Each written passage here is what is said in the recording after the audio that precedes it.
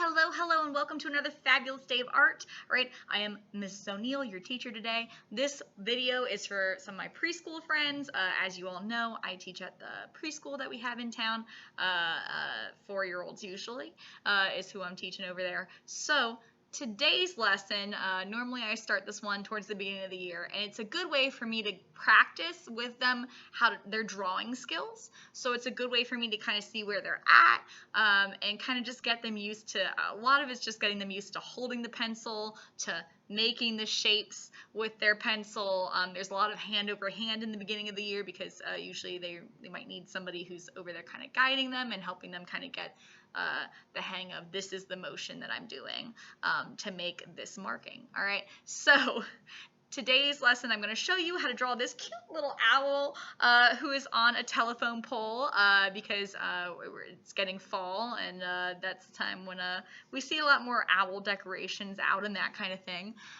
So I'm going to teach you how to draw him in the moonlight, and let's get started. What you're going to need to start with, you're going to need a pencil and a paper. So if you don't already have a pencil and a paper, go grab a pencil and a paper. What I'm going to do is I'm going to draw on my whiteboard with my marker. I'm going to go ahead and draw a box, and that's going to be my paper, okay? So go ahead and get your paper and your pencil while I'm doing that.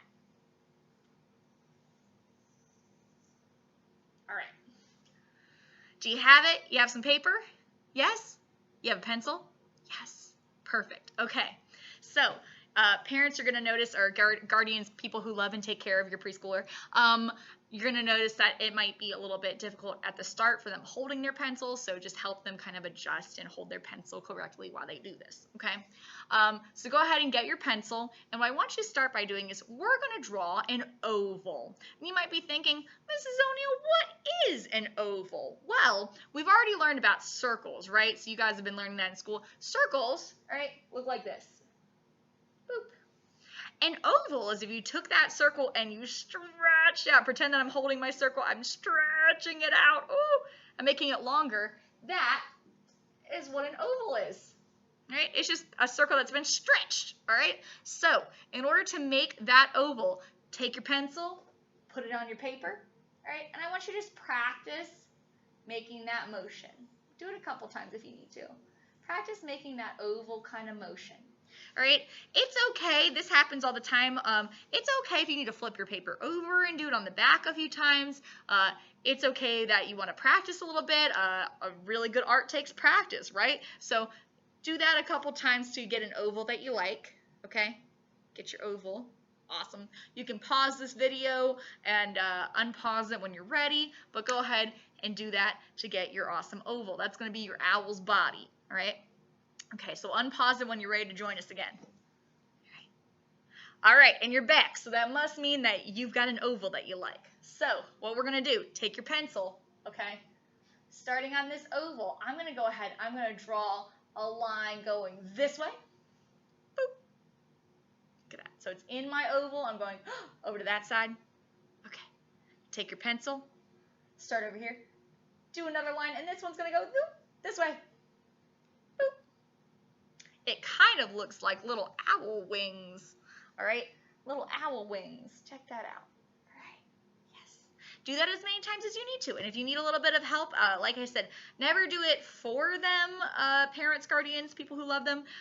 Just put your hand on top of theirs and kind of show them how, because it's the muscle repetition, them doing that again and again, that's going to help them kind of get it to where you don't even have to help them out with it. They can just do it on their own. So go ahead and do that. Yes. All right, now from this line over to this line, watch what I'm going to do. I'm going to do something special.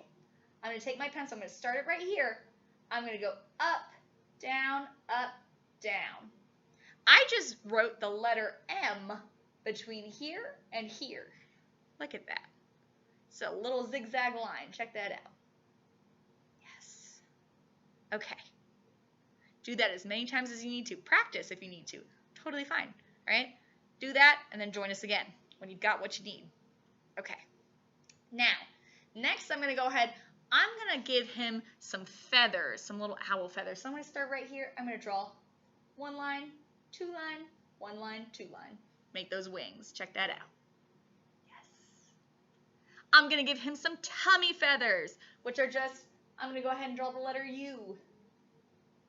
U. Little letter U's to give him some tummy feathers. All right. To give him some feet, I'm going to start down here. I'm going to go 1, 2, 3. So you start it right down here where his feet would be. You're going to go 1, 2, 3. All right. You might have to practice that a couple times. That's okay. Just do your best. That's all I care about. Honestly, you know, if it looks like a really realistic owl, that's great. If it doesn't, that's great too, because that's just part of the process of you learning, right? So I'm proud of you, however it's going, okay? All right. Next, go ahead and draw a line going across. Ooh. Yes. And that's going to be that telephone wire that he's kind of standing on there. I'm going to go ahead and I'm going to draw a circle in the sky for that moon. Yes. All right, now you might be thinking, but Mrs. O'Neill, where are his eyes and his beak? All right, well, I didn't do eyes and beak yet because normally what I do is I actually normally give them a sticker for the beak. I cut these little triangles, little foam triangles that are stickers. I cut them and then I give them to them as little like beaks. Right? What you can do if you don't have that sticker, all you got to do is right here, right where his face is, go across, down, and up. And there's your beak. All right? It's just a triangle pointing down. So that's just across, down, and up. All right. For the eyeballs, I don't give them that because I usually give them googly eyes to glue on, which is a really fun part because it makes the owl kind of watch you, which is pretty cool. So if you don't have googly eyes or you can't get access to them, all you got to do to draw those eyeballs is just right above that beak, 1 circle, 2 circle. All right, draw a dot in that eye and a dot in that eye.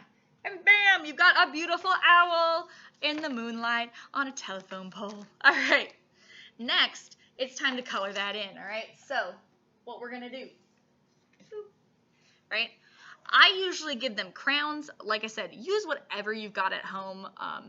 Anything works. Substitute whatever you need to substitute for this because it's just the drawing part is really the most important for this lesson especially. But what I usually like to do is I will actually show them, I will give them a brown crown to color in this brown part around the owl.